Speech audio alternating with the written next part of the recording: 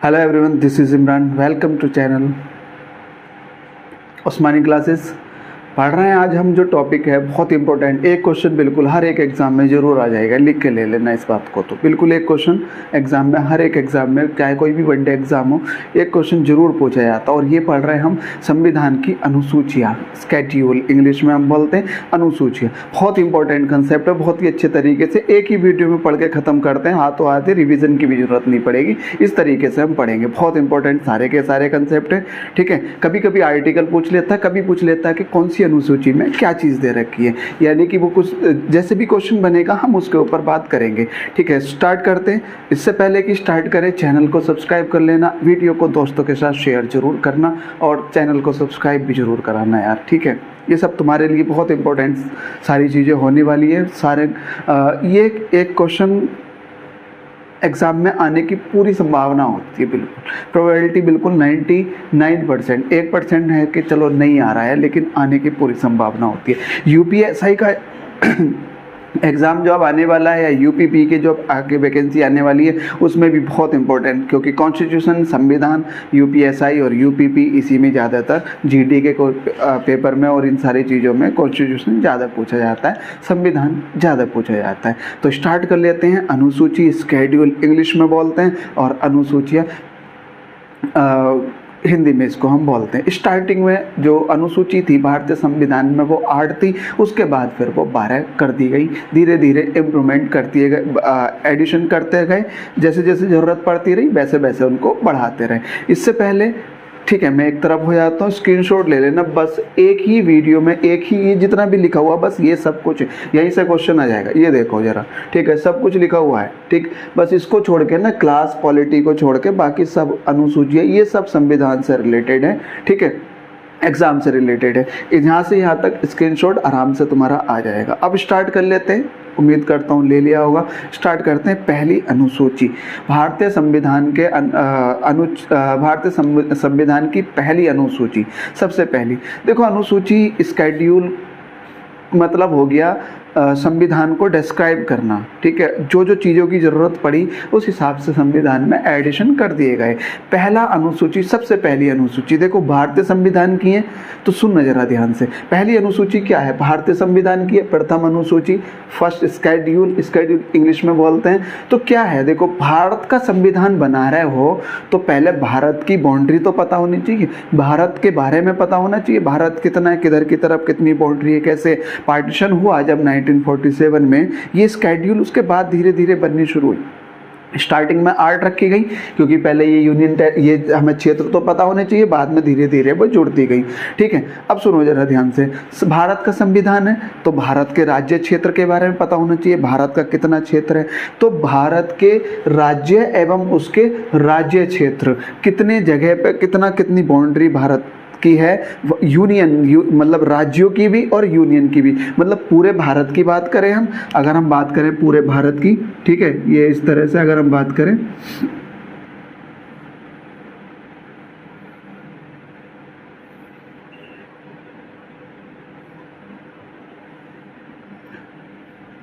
ठीक है, ये जरा बन नहीं रहा है, अभी बना दूंगा मैं एक बार जरूर, ठीक है। ऐसा समझ लो बस इतना कि ये है पूरा भारत इस तरह से, और ये इधर वाला एरिया, नीचे श्रीलंका, ठीक है। तो ये ऊपर जम्मू कश्मीर वाला एरिया आ गया, ठीक है। अब देखो जरा ध्यान से, इससे हमें पता लगना चाहिए, ये पता क्या लगना चाहिए कि कितने एरिया में भारत है। चलो ये तो भारत का हो गया, तो मतलब संघ हो गया, संघ और उसके राज्य क्षेत्र, ठीक है। इधर की तरफ अगर हम बात करें, ये अंडोमान निकोबार द्वीप समूह है, इधर की तरफ लक्षद्वीप और भारत के बहुत छोटे छोटे द्वीप भी हैं, तो ये भी भारत की टेरिटरी होंगे। टेरिटरी मतलब भारत के ही क्षेत्र होंगे। ये सब पहली सूची में अनुसूची। देखो भारत का संविधान है तो भारत की अनुसूची पहली यही बोल रही है कि पहले भारत को, एरिया को, यानी कि इसकी बाउंड्री को डिफाइन करो किधर है। अब ये भारत हो गया, ये तो इंटरनेशनल लेवल पे हो गया। और अब भारत के अंदर भी स्टेट्स हैं, छोटे छोटे मतलब जो भी स्टेट्स बने हुए हैं। अब इन स्टेट्स मतलब राज्यों की, भारत को यूनियन संघ बोला गया, यूनियन बोला गया, यूनियन ऑफ स्टेट्स बोला गया। भारतीय संविधान में भारत को क्या बोला गया? यूनियन ऑफ स्टेट्स, ठीक है। उसके बाद स्टेट्स हैं, राज्य हैं, राज्यों के भी क्षेत्र हैं, सीमाएं हैं राज्यों की, हर एक राज्य की सीमाएं देखी होगी तुमने, तो उसको डिस्क्राइब करती है अनुसूची 1।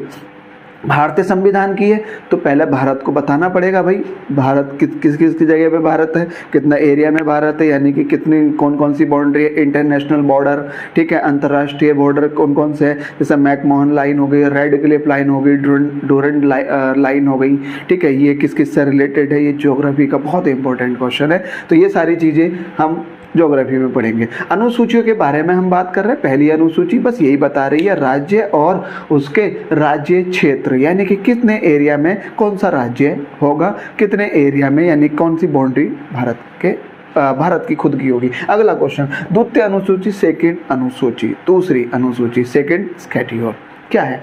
वेतन भत्तों से संबंधित प्रावधान, अलाउंसेस, ठीक है, सैलरी अलाउंसेस, भत्ते मतलब अलाउंसेस हो गए, ठीक है, इनसे संबंधित प्रावधान दूसरी अनुसूची में है। अब देखो भारत और उसके क्षेत्र बन गए, तो भैया भारत और क्षेत्र बन गए तो फिर उसके बाद में क्या होगा, उस पर मतलब इलेक्शन होंगे, इलेक्ट होंगे लोग, है ना, काम करेंगे भारत के लिए, कोई ना कोई तो एडमिनिस्ट्रेट करेगा, कोई ना कोई तो गवर्न करेगा, है ना, कोई ना कोई देश जरूर चलाएगा। तो उसके लिए फिर क्या रखा गया भाई, जो भी देश चलाएगा, जो भी गवर्न करेगा, एडमिनिस्ट्रेशन प्रशासन को जो भी देखेगा, उनके लिए हमने क्या कर रखा, वेतन भत्तों से संबंधित प्रावधान दूसरी अनुसूची में। पहले में राज्य आ गए, उसके बाद उस राज्य को चलाने के लिए लोग चाहिए, तो भैया वो तो वेतन भत्ता लेंगे ही, ऑब्वियस है। तो वेतन भत्तों से संबंधित प्रावधान, वेतन भत्ते भी किस किस के, वो मैंने आगे लिख दिया। देखो ये 1 से 4 जो है, ये कभी कभी क्वेश्चन पूछ लेता है 1 से 4 तक क्या दे रखा है ये हमें, तो राज्य और उसके राज्य क्षेत्र, ये अनुच्छेद है, ठीक है, आर्टिकल है, ये सब कितने क्या है, ये आर्टिकल है,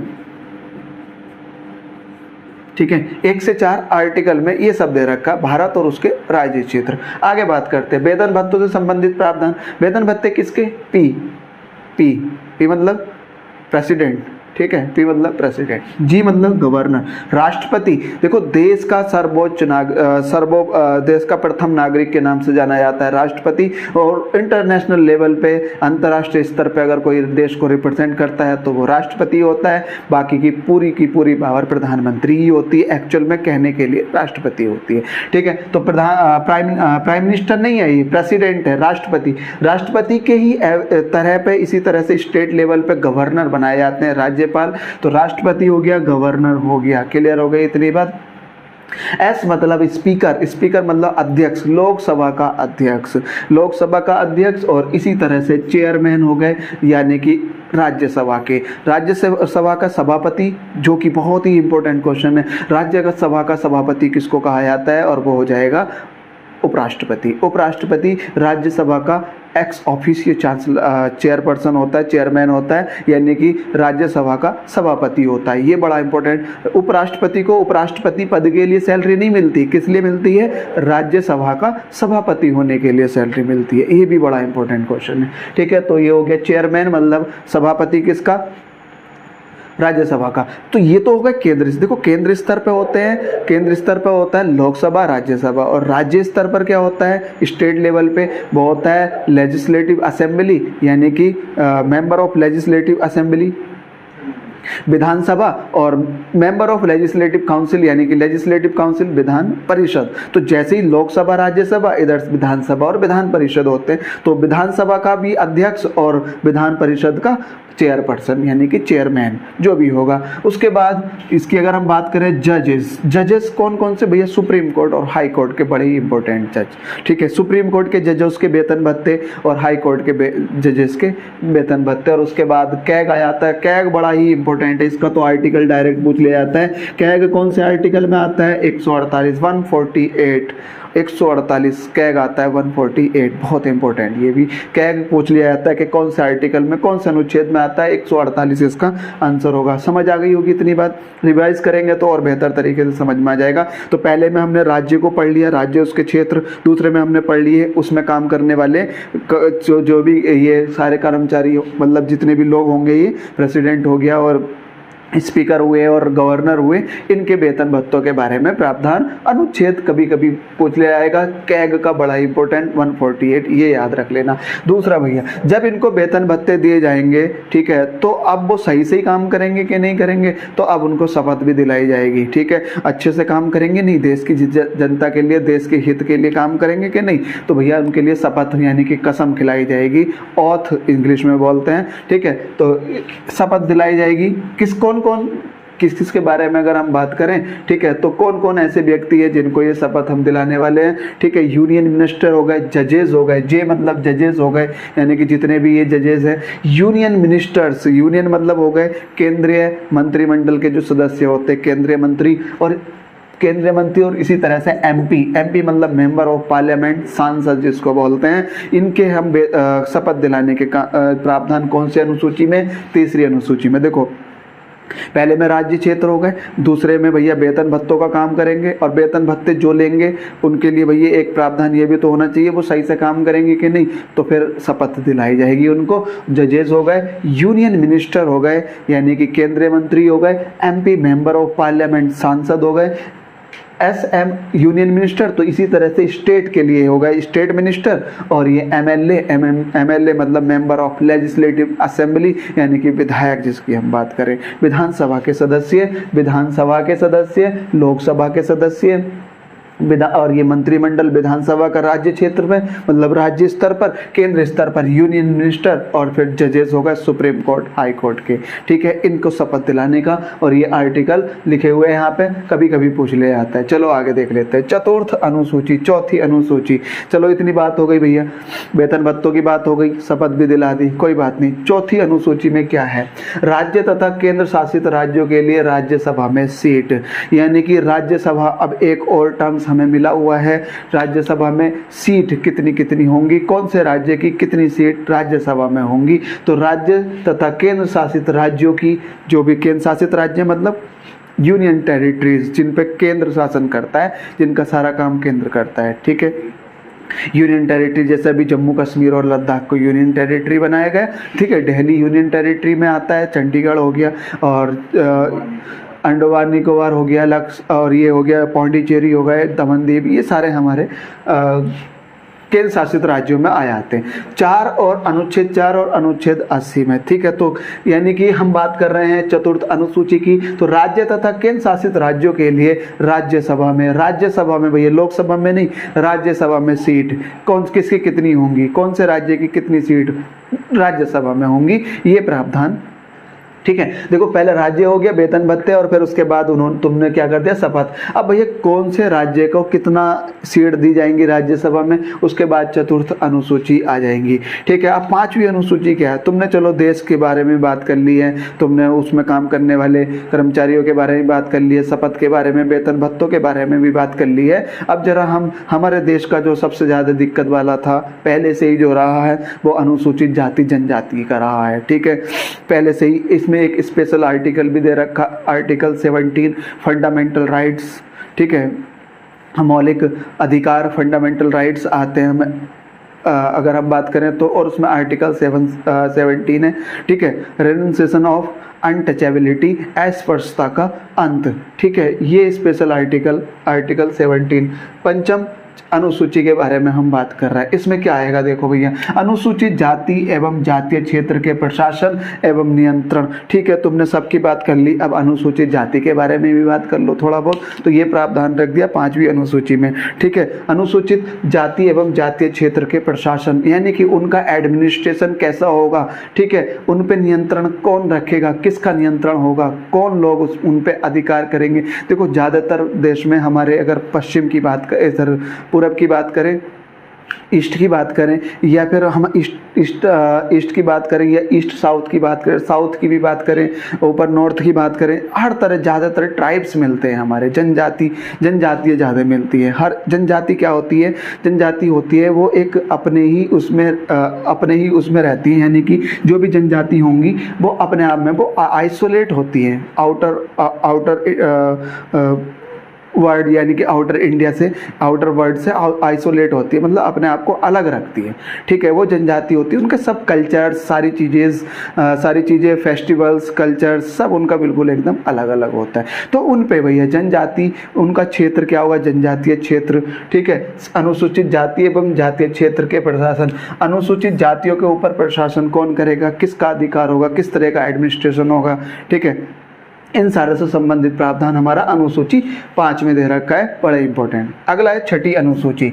छठी अनुसूची भी इसी से रिलेटेड है। असम हो गया, मेघालय हो गया। देखो असम, अगर तुम देखो पूर्वी स्टेट्स को, जितने भी ईस्टर्न स्टेट्स हैं, पूर्वी राज्य हैं, उनमें देखो तो असम है, ऊपर की तरफ अरुणाचल प्रदेश, नागालैंड, मणिपुर, मिजोरम के साथ में त्रिपुरा, और फिर उधर की तरफ ऊपर की तरफ आ जाता मेघालय। असम के नीचे मेघालय, और फिर तुमने देखा होगा, मैप देखना, 2 लटके हुए होंगे मतलब मैप में, ठीक है, बांग्लादेश से लगे हुए होंगे। इधर की तरफ अगर हम बात करें मिजोरम, और उसके साइड पहले इधर की तरफ त्रिपुरा। क्वेश्चन भी पूछ लिया जाता, कौन सा भारतीय राज्य है जो तीन तरफ से किसी दूसरे देश से लगा हुआ है, और उसका आंसर त्रिपुरा हो जाता है। तुमने देखा होगा त्रिपुरा, ये इधर की तरफ से ये इस तरह से आता है, ये वाला, ये त्रिपुरा है, ठीक है।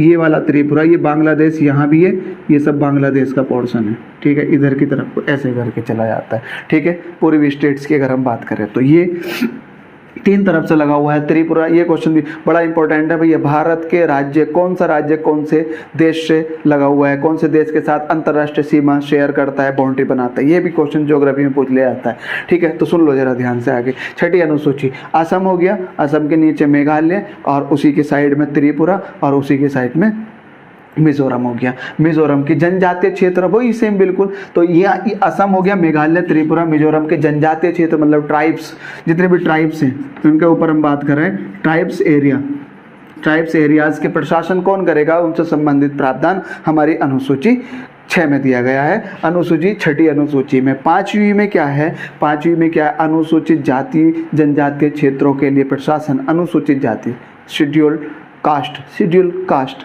ठीक है। अनुसूचित जाति और जातीय क्षेत्र के लिए प्रशासन। और दूसरे वाले में असम के नीचे मेघालय की साइड में त्रिपुरा नीचे, और उसी के नीचे में मिजोरम, उसके जनजातीय क्षेत्रों के बारे में, उसके प्रशासन के बारे में छठी अनुसूची। 7वीं अनुसूची भैया, ये बड़ी इंपॉर्टेंट आ जाती है, 7वीं अनुसूची, ठीक है। अब देखो तुमने 2 चीज़ें देख ली, देश में देखते ही होगे, एक सेंटर होता है, एक केंद्र होता है, और राज्य होते हैं। केंद्र को प्रधानमंत्री और उसका मंत्रिमंडल चलाता है, और राज्यों की अगर हम बात करें तो राज्यों में चीफ मिनिस्टर और उनका मंत्रिमंडल राज्यों को देखता है, ठीक है। अब जब राज्य अलग है, केंद्र अलग है, केंद्र स्तर पर अलग काम होता है, राज्य स्तर पर अलग काम होता है, ठीक है, और दोनों अलग अलग हैं, तो शक्तियों की फिर बात आ जाती है। शक्तियों का बंटवारा किस तरह से करेंगे, ये अनुसूची 7 में दे रखा है, और ये जरा ध्यान से देख लेना। अनुसूची 7 में क्या है, संघ तथा राज्यों के बीच शक्तियों का बंटवारा। मतलब ये है कि कौन से विषय के ऊपर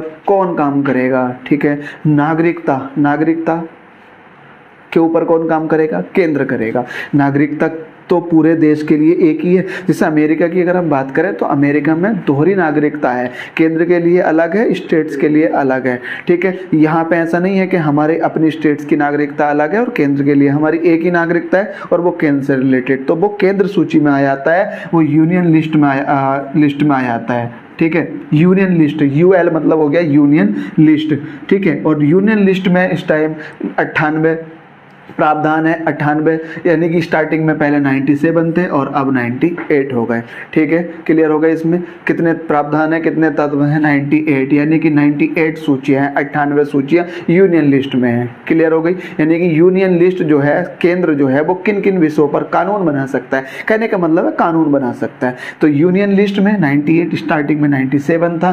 SL का मतलब हो गया स्टेट, यानी कि राज्य सूची, और राज्य सूची में 59, स्टार्टिंग में 66 था। ये भैया चेंज हो जाते होते रहते अकॉर्डिंगली, ठीक है, इसलिए बहुत कम पूछा जाता है। लेटेस्ट मैंने यहाँ पे लिख दिया। कॉन्करेंट, कॉन्करेंट मतलब होता समवर्ती सूची, अगर नहीं पता हो तो समवर्ती सूची में यहाँ लिख देता हूँ। समवर्ती सूची में 152 प्रावधान है, यानी कि 52 विषयों पर कानून बना सकते हैं, विषय कह सकते हैं हम, ठीक है। 52 विषय हैं, ठीक है। स्टार्टिंग में 47 थे और ये आर्टिकल आया था 246 में। भैया साथ में वो आर्टिकल लिख रखे हैं 224 ये हो गया, और ये वाला 224, 275 और किस किस में ये और मतलब हो गया, या तो 224 में, 224 में और 275 में ये प्रावधान है। 246 आ जाता है इसमें 7वीं अनुसूची में, ठीक है। देखो 7वीं अनुसूची में क्या आ जाता है, केंद्र और केंद्र शासित राज्यों में शक्तियों का बंटवारा, मतलब केंद्र शासित राज्यों में नहीं, केंद्र में और राज्यों में शक्ति का बंटवारा। तो लिस्ट बना दी भैया, शक्ति का बंटवारा कैसे करेंगे, भी एक लिस्ट बना दी कि इस विषय पे तुम कानून बनाइयो, इस विषय पे राज्य कानून बनाएंगे, और जो समवर्ती सूची है उस पे केंद्र भी बना सकता है और राज्य भी बना सकता है, दोनों में से कोई सा भी बना सकता है। मान लो अगर राज्य ने बना दिया किसी समवर्ती सूची पे कानून, किसी भी समवर्ती सूची पे राज्य ने कानून बना दिया और केंद्र को बनाना है, तो राज्य वाला समाप्त करके हटा के फिर केंद्र वाला लागू कर दिया जाएगा। क्लियर हो गई इतनी बात, यानी कि समवर्ती सूची में जो प्रेफरेंस दिया जाएगा वो यूनियन को दिया जाएगा, केंद्र को दिया जाएगा। क्लियर हो गई इतनी बात। आगे 8वीं अनुसूची, 8वीं अनुसूची में भाषाएं हो गई, 22 भाषाएं, इनका वर्णन दिया गया। 22 भाषाओं का कौन कौन सी भाषाएं हैं, ठीक है, वो जानने की जरूरत नहीं है। इंपॉर्टेंट ये वाली जो मैंने कुछ लिख दी है, बोडो, डोंगरी, संथाली और मैथिली, ठीक है। बोडो, डोंगरी, मैथिली और संथाली, ये 4 भाषाएं लास्ट में जोड़ी गई थी। 22 हो गई थी, पहले 18 थी, उसके बाद 22 भाषाओं के लिए 4 भाषाएं बाद में जोड़ी गई। और ये बड़ा इंपॉर्टेंट है, 92वां संविधान संशोधन 2003, 92, यानी कि 92वां संविधान संशोधन 2003 में क्या करा गया, भारतीय संविधान की अनुसूची 8 में 4 भाषाएं जोड़ी गई, बोडो, डोंगरी, संथाली और मैथिली। क्लियर हो गया भैया। ये क्वेश्चन पूछ लिया जाता है कैसे, कि निम्न में से कौन सी भाषा भारतीय अनुसूची में अंत में जोड़ी गई, तो इन चारों में से कोई सी एक होगी, बोडो, डोंगरी, मैथिली और संथाली। क्लियर हो गया, 1-2 बार पढ़ोगे तो याद हो जाएगा, कोई दिक्कत वाली बात यहाँ पे नहीं है, ठीक है। एक और संविधान संशोधन हुआ था इसी से रिलेटेड, 96वां संविधान संशोधन, और 2001 में ओरिया मतलब उड़ीसा वाली भाषा को ओडिया कर दिया, बस ओरिया से ओडिया कर दिया।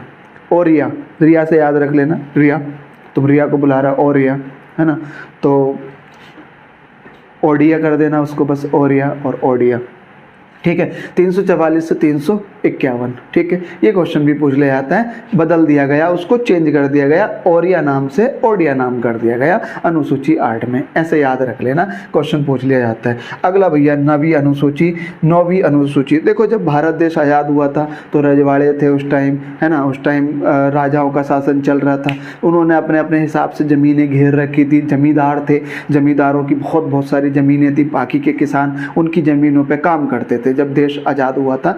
तो अब देखो जब एक संविधान बनाया गया, ऑल आर इक्वल, सभी नागरिक समान है, तो फिर जमींदारों को इतनी ज़मीन क्यों और गरीबों को, तो फिर उनकी ज़मीनों को का पट्टे काट के बंटवारे कर करके बाकी के और किसानों को दिए गए। तो यानी कि जमींदारी नाम को ही हटा दिया गया, अब कोई जमींदार अपने आप को नहीं कहलाएगा, जमींदारी जो वर्ड था उसका इवोल्यूशन हो गया, उसको हटा दिया गया। तो इसको भूमि सुधार के नाम से भी जाना जाता है, और यही भारतीय संविधान की सबसे पहला संशोधन हुआ था। भारतीय संविधान का पहला संशोधन 1951 में, ये क्वेश्चन पूछ लिया जाता है, भारतीय संविधान का पहला संशोधन कब हुआ था, 1951 में, और उसमें क्या हुआ था, 9वीं अनुसूची जोड़ी गई थी भारतीय संविधान में। और 9वीं अनुसूची में क्या था, भूमि सुधार, भूमि का सुधार कर दिया गया, मतलब जमींदारी जो प्रथा थी उसको समाप्त कर दिया गया। कोई भी व्यक्ति जमींदार नहीं होगा, हाँ तुमको भी जमीन मिलेगी, लेकिन तुम्हारी जो इतनी कई सौ बीघे एकड़ जमीन है उनका तुम मालिक नहीं हो, उनके लिए तुम दूसरों को भी जमीनें देनी पड़ेंगी।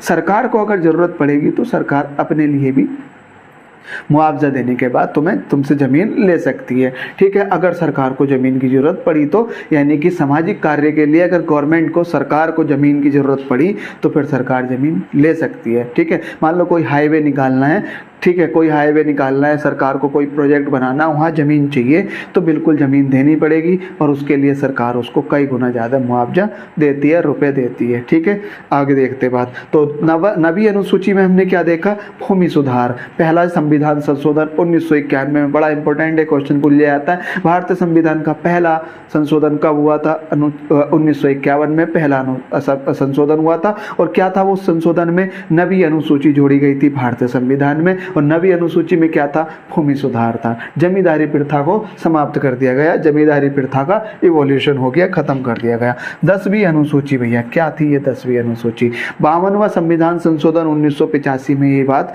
जोड़ी गई। देखो जरा, जब देश आज़ाद हुआ तो सब पार्टियां थी, भारतीय राष्ट्रीय कांग्रेस, बाकी और भी पार्टियां थी।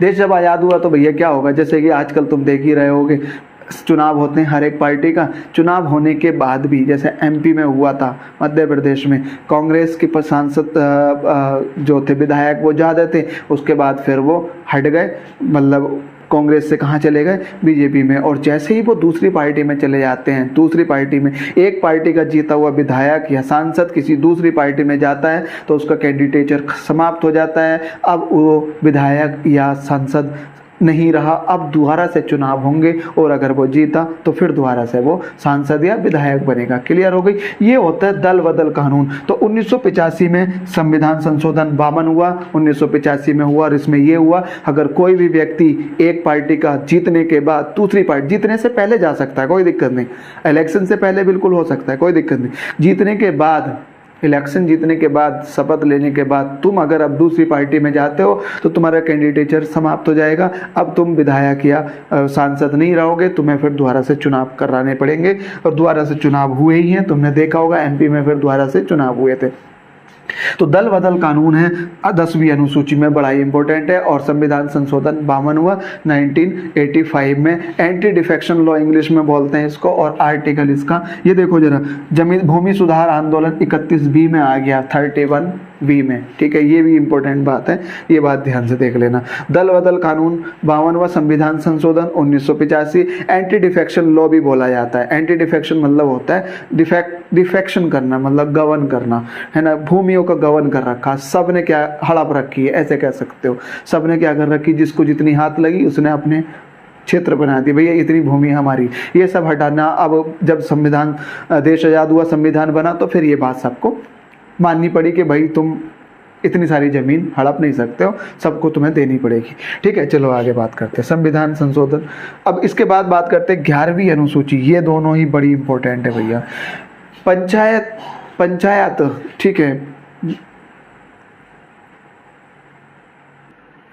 देखो जरा, गांधी जी ने पंचायत की बात की थी। ठीक है, उन्होंने कहा था देखो देश इतना बड़ा है, जब देख रहे हो तो, और कोर्ट, सुप्रीम कोर्ट और हाई कोर्ट, बहुत कम कोर्ट थे उस टाइम। ठीक है, अभी भी तुम देख रहे होगे।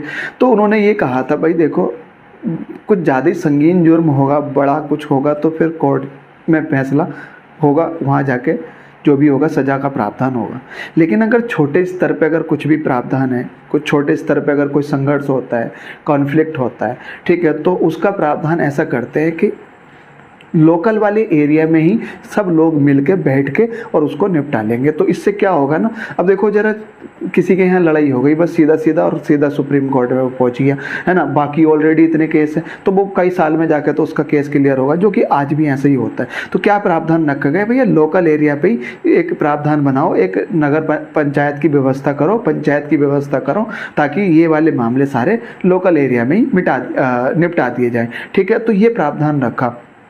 ठीक है, तो पहला पंचायती राज जो व्यवस्था शुरू हुई, ऐसे क्वेश्चन पूछ लिया जाता है, राजस्थान के नागौर जिले में 1959 में स्टार्ट हुई थी, ये बात भी हम देख सकते हैं। ठीक है, और ये सारी चीज़ें, और अगर हम इसकी बात करें तो ये कौन से अनुच्छेद में दे रखी है पंचायती राज व्यवस्था की, अगर हम बात करें तो ये directive principle of state policy, राज्य की नीति निर्देशक तत्व में ये दे रखी है। इसके बारे में हम संविधान में पढ़ेंगे। 11वीं अनुसूची, तो अब जो ये पंचायत थी, पहले ये संवैधानिक नहीं थी, संवैधानिक नहीं थी, लीगल थी लेकिन संवैधानिक नहीं थी।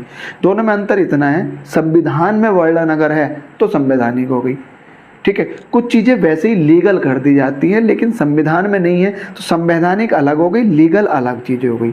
ठीक है, कानूनी अलग हो गई, कानूनी थी पंचायत लेकिन माननी पड़ेगी सबको ये बात, लेकिन वो संविधान में नहीं थी, बस उनको क्या कर दिया गया, संवैधानिक दर्जा दे दिया गया। तो 11वीं अनुसूची यही है, पंचायत की शक्तियां और जिम्मेदारी को संवैधानिक दर्जा दे दिया गया। और 73वां संविधान संशोधन बड़ा ही इंपॉर्टेंट है, 1992 73वां संविधान संशोधन क्या है, पंचायतों को संवैधानिक दर्जा दिया गया, यानी कि पंचायत अब संविधान में वर्णन कर दिया गया। और ये आर्टिकल 243G 243G में ये बात वर्णन है कि भारत में लोकल एरिया में पंचायतें होंगी और वो सारे मामले पंचायत निपटाएगी। क्लियर हो गई इतनी बात, संवैधानिक दर्जा दिया गया। 11वीं अनुसूची क्या है, हम जल्दी से बात कर लेते हैं। जो पंचायत क्षेत्र है, जो पंचायत हैं, उनको संवैधानिक दर्जा दे दिया गया। ठीक है, 73वां संविधान संशोधन 1992 में ये संविधान संशोधन हुआ और पंचायतों को क्या कर दिया गया, संवैधानिक दर्जा दे दिया। क्लियर हो गई। और 12वीं अनुसूची, जब पंचायत यानी कि गांव के स्तर पे है तो शहरी स्तर पे नगर पालिकाएं हो गई, तो नगर पालिका को भी संवैधानिक दर्जा दे दिया गया। नगर पालिका की शक्तियाँ, सारी चीज़ें, जितने भी अध्यक्ष होंगे, किस तरह के कैसे वो बॉडी गवर्न करेगी। ठीक है, जैसे कि पंचायत स्तर पर प्रधान होगा और ब्लॉक स्तर पर ब्लॉक प्रमुख होंगे और जिला स्तर पर जिला परिषद होगा। इस तरह के सारे ये प्रावधान पंचायत के हो गए। इसी तरह से नगर पालिका के प्रावधान हो गए, अध्यक्ष होगा और जितने भी नगर पालिका के सदस्य और उनके चुनाव के बारे में, ये सारी चीज़ें अनुसूची 12 में। और वो है 74वां, देखो 73वां पंचायत का था तो 74वां नगर पालिका का हो गया 1992 में। क्लियर हो गई भैया, ये सारी की सारी अनुसूची। और ये वाला भी लिख लो 243, और ये डब्ल्यू में है, डब्ल्यू 243G और ये 243W में है। क्लियर हो गई इतनी बात। जल्दी से मैं एक बार सारी की सारी अनुसूची रिवाइज करा देता हूँ, बड़ी इंपॉर्टेंट है। सबसे पहली अनुसूची राज्य और उसके क्षेत्र के बारे में बात करेंगे। ठीक है, पहली अनुसूची में यही है, राज्य और उसके क्षेत्र। दूसरी अनुसूची में क्या है भैया, दूसरी अनुसूची में वेतन भत्ते, वेतन भत्तों के बारे में। और तीसरी अनुसूची क्या है, क्वेश्चन पूछ लिया जाएगा कौन सी अनुसूची में वेतन भत्तों के बारे में डिस्क्रिप्शन दिया गया, यानी कि वर्णन किया गया। अनुसूची 2 हो जाएगी, या कह दिया जाएगा अनुसूची 2 में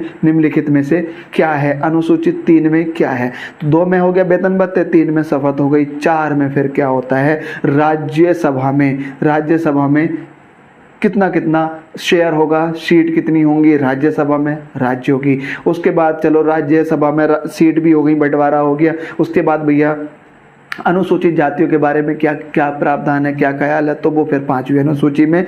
अनुसूचित जातियों 5वीं अनुसूची में अनुसूचित जातियों के प्रशासन और उनके किस तरह का नियंत्रण होगा, कंट्रोल किसका होगा, कौन प्रशासन करेगा वहाँ पे, ये सारे प्रावधान। और 6ठी अनुसूची में, 5वीं के बाद 6ठी में असम, असम के नीचे मेघालय, त्रिपुरा और मिजोरम के जनजातीय क्षेत्रों के बारे में, उन पर प्रशासन कौन करेगा, उनको एडमिनिस्ट्रेट कौन करेगा, उनको गवर्न कौन करेगा, ये सारे प्रावधान 6ठी अनुसूची में। 7वीं अनुसूची में क्या है, जब केंद्र भी है राज्य भी है तो फिर शक्तियां होंगी, बंटवारा करो भाई शक्तियों का, किसको किसके पास कितनी शक्ति होनी चाहिए। तो अनुसूची 3 सूचियां बनाई गई, केंद्र स्तर की, राज्य स्तर की और समवर्ती सूची। उन सूचियों में विषय रखे गए, कौन से विषय पे कौन सा राज्य कानून बनाएगा, राज्य बनाएगा कि केंद्र बनाएगा या कौन बनाएगा। ठीक है, तो ये सारी चीजें हमने बात कर ली। ये हो गई हमारे पास कितनी अनुसूची, 6 के बाद 7, 8वीं अनुसूची। 8वीं अनुसूची की अगर बात करें तो 8वीं अनुसूची में 22 भाषाओं के बारे में जिक्र किया गया है। 8वीं अनुसूची में 22 भाषाएं, स्टार्टिंग में लास्ट में 4 भाषाएं जोड़ी गई जो कि बड़ा इंपॉर्टेंट है, बोडो, डोगरी, संथाली और मैथिली। और एक प्रावधान और हुआ था, ओरिया को ओडिया कर दिया गया था बाद में संशोधन करके। 8वीं अनुसूची के बाद 9वीं अनुसूची। 9वीं अनुसूची ही बड़ी इंपॉर्टेंट है इसलिए क्योंकि वो पहला ही संविधान संशोधन हुआ था 1951 में, और उसमें क्या हुआ था, भूमि सुधार किए गए थे, जमींदारी प्रथा समाप्त कर दी गई थी। 9वीं अनुसूची के बाद 10वीं अनुसूची, दल बदल कानून, यानी कि अगर कोई पार्टी का जीता हुआ विधायक, ठीक है, और इसमें बड़ी एक इंपॉर्टेंट बात, बहुत इंपॉर्टेंट बात, ये करेगा कौन समाप्त, ये क्वेश्चन पूछ लिया भैया समूह के पेपर में। मैंने देखा एक पेपर में ये क्वेश्चन पूछा गया, 10वीं अनुसूची में जो कैंडिडेचर समाप्त होता है, कोई भी विधायक अब विधायक नहीं रहेगा, कोई भी सांसद नहीं रहेगा अगर वो दूसरी पार्टी में, तो इस बात को समाप्त करेगा कौन? और इसका आंसर होगा अध्यक्ष। ठीक है, लोकसभा का जो अध्यक्ष होगा या फिर लोकसभा का अध्यक्ष या फिर विधानसभा का अध्यक्ष जो होगा, तो विधानसभा का अध्यक्ष विधायक के कैंडिडेचर को समाप्त करेगा, लोकसभा का अध्यक्ष सांसद के कैंडिडेचर को समाप्त करेगा। तो ये बड़ा इंपॉर्टेंट है। तो जो अध्यक्ष होगा ये इसके कैंडिडेचर को समाप्त करेगा। ये क्वेश्चन पूछ ले आएगा, बड़ा इंपॉर्टेंट क्वेश्चन है। ठीक है, 10वीं अनुसूची में दल बदल कानून है और वो अगर कोई व्यक्ति दल बदल करता है, दल बदल का नाम से ही पता लग रहा है, एक दल में है अब दूसरे दल में पहुंच गया, जीतने के बाद, पहले जा सकता है कोई दिक्कत नहीं, जीतने के बाद तो उसका कैंडिडेचर समाप्त हो जाएगा, अब वो सांसद नहीं रहेगा। और ये खत्म कौन करेगा? अध्यक्ष। इसके पास अथॉरिटी है इसकी ऐसा करने की, अध्यक्ष के पास। ये बड़ा इंपॉर्टेंट है। और उसके बाद 11वीं 12वीं अनुसूची, 11वीं में पंचायतों को 73वां संविधान संशोधन 1992 में पंचायतों को संवैधानिक दर्जा दे दिया गया और उसके पास नगर पालिकाओं को भी संवैधानिक। इसका मतलब पहले संवैधानिक नहीं थे, तो संवैधानिक नहीं थे तो गैर कानूनी भी नहीं थे, कानूनी थे, लेकिन बस संविधान में वर्णन नहीं था। ठीक है, संविधान में वर्णन है अगर किसी भी चीज का तो फिर उसको समाप्त नहीं कर सकते। अगर संविधान में वर्णन नहीं है तो उसको तुम समाप्त कर सकते हो। जैसे कि यूपीएससी की बात करें तो यूपीएससी संविधानिक संस्था है, उसको समाप्त नहीं कर सकता कोई, क्योंकि अगर यूपीएससी को समाप्त करना है तो संविधान में संशोधन करना पड़ेगा और संविधान में संशोधन करके वो आर्टिकल हटाना पड़ेगा, तब जाके तुम यूपीएससी को खत्म कर सकते हो। लेकिन एसएससी, ये यूपी ट्रिपल एससी, बाकी के और जितने भी हैं आयोग है, उनको तुम जो संविधान में वर्णन नहीं है उनको चाहो तो तुम आज भी खत्म कर सकते हो, कोई दिक्कत वाली बात नहीं है। उनकी जगह तुम दूसरे बना सकते हो। राज्यसभा ये काम करती है। ये काम किसका है? राज्यसभा का। कोई भी कमीशन बनाना है, कोई भी आयोग बनाना है, ये काम राज्यसभा का है। ये सारी चीजें उम्मीद करता हूँ समझ में आ गई होंगी। बड़ा ही इंपॉर्टेंट कंसेप्ट था, बहुत ही इंपॉर्टेंट क्वेश्चन थे। एक बार देख लेना, बस वीडियो को काम खत्म करना भाई। एक क्वेश्चन 100% यूपीएसआई यूपीपी जितने भी एग्जाम तुम समूह का दे रहे हो, पैट का दे रहे हो, बिल्कुल एग्जाम में आ सकता है। क्लियर हो गई इतनी बात? तो आज के लिए इतना ही, बाकी मिलते हैं अगली वीडियो में। भाई दोस्तों के साथ शेयर करना, चैनल को सब्सक्राइब जरूर कराना, लाइक करना, और इस तरह की वीडियोस में और लाता रहूंगा बहुत इंपॉर्टेंट कंसेप्ट के साथ। बाकी हमारी मॉडर्न हिस्ट्री, आधुनिक भारत का इतिहास वो तो कंटिन्यू चलेगा ही, और कभी बीच बीच में इस तरह की वीडियोस जो कि एक नंबर का क्वेश्चन एक बिल्कुल डेफिनेटली मिलता है, इसके ऊपर हम वीडियोस कंटिन्यू करते रहेंगे। क्लियर? आज के लिए इतना ही, और उम्मीद करता हूँ ये सारी बातें समझ आ गई होंगी। चैनल को सब्सक्राइब करना, दोस्तों के साथ शेयर करना। Thanks for watching and keep learning.